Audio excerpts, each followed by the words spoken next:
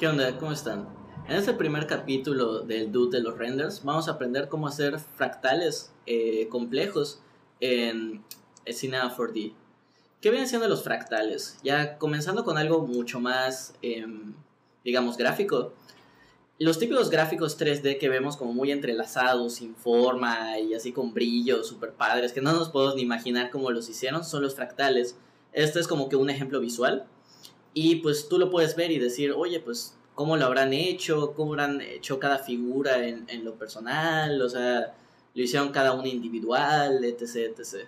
Entonces, pues, les voy a enseñar una técnica para realizar esto de forma muy sencilla en Cinema 4D. De hecho, es una técnica muy interesante, pero el problema es que regularmente, bueno, el problema y beneficio, cada vez que traten de copiarla, nunca les va a salir igual, porque es muy aleatoria. Comenzamos acá abriendo el programa y apretando en Splines. Acá en Splines apretamos Freehand. Freehand nos permite dibujar estos como vectores que se llaman splines. Me imagino que por formas legales o algo por el estilo en este programa. No importa mucho en realidad lo que dibujemos, sino el hecho que dibujemos algo en distintas perspectivas. Entonces, pues aloquémonos un poco y hagamos varios trazados. Entonces, escogemos acá en la opción de NURBS y ponemos Love NURBS. En Love NURBS vamos a meter los primeros dos splines que creamos y hacemos este como fractal extraño, que pues se ve bastante interesante y extraño, pero aún estamos comenzando.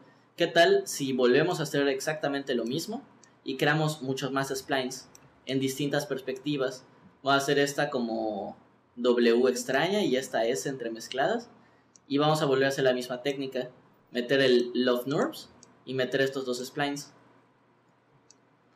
Entonces ya tenemos como esta figura extraña. De hecho, vamos a rotarla un poquito para que se entremezclen un poco.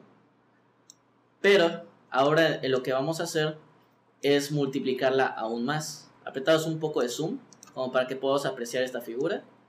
Y ponemos MoGraph.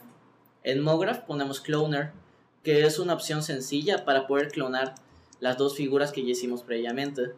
Entonces, apretando en Cloner les da toda esta serie de opciones donde puedes multiplicar la cantidad de objetos que hay, reducirla o cambiarle de tamaño, escala o rotación.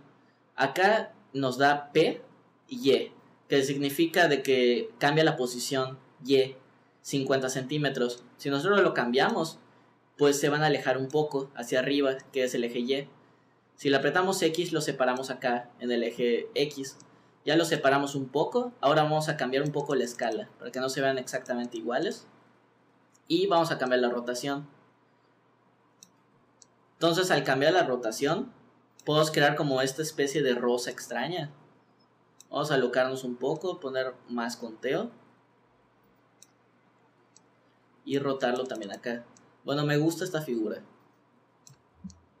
Vamos a hacer zoom out.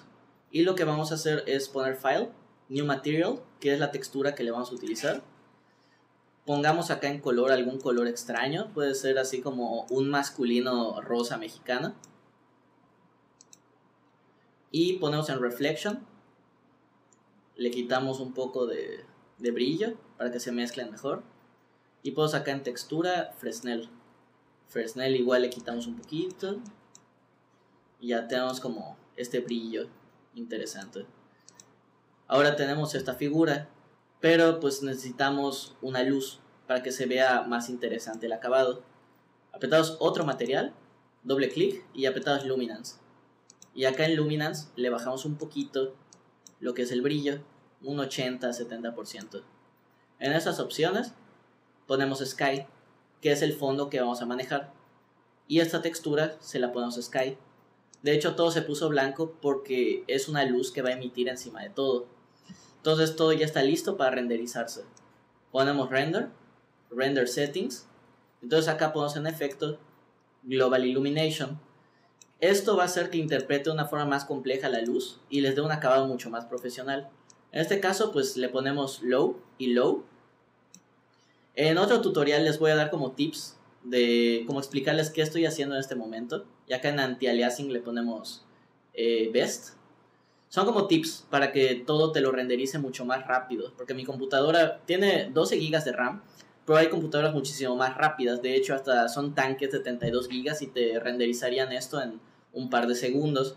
Con esto vamos a tardar algunos minutos, pero por lo regular para computadoras decentes es bueno reducirle un poquito la calidad. Entonces vamos a hacer como que un previo de cómo se vería. Y ya una vez que se terminó el render, tenemos esta figura que pues en casi 1 o 2 minutos realizándola tiene un acabado muy impresionante. Es muy difícil el hecho de, digamos, tener un acabado 100% como uno lo quiere en este programa. De hecho, si vas a usar como un frame como esto, estático, y no una animación, lo más recomendable es pasarlo en Photoshop y hacer todos los cambios que desees. Ahorita lo que vamos a hacer es exportar esta imagen a Photoshop y vamos a seguir modificándola en Photoshop. Como vemos, pues es un PNG que no tiene fondo para que nosotros pues tengamos toda la libertad de poner lo que se nos ocurre.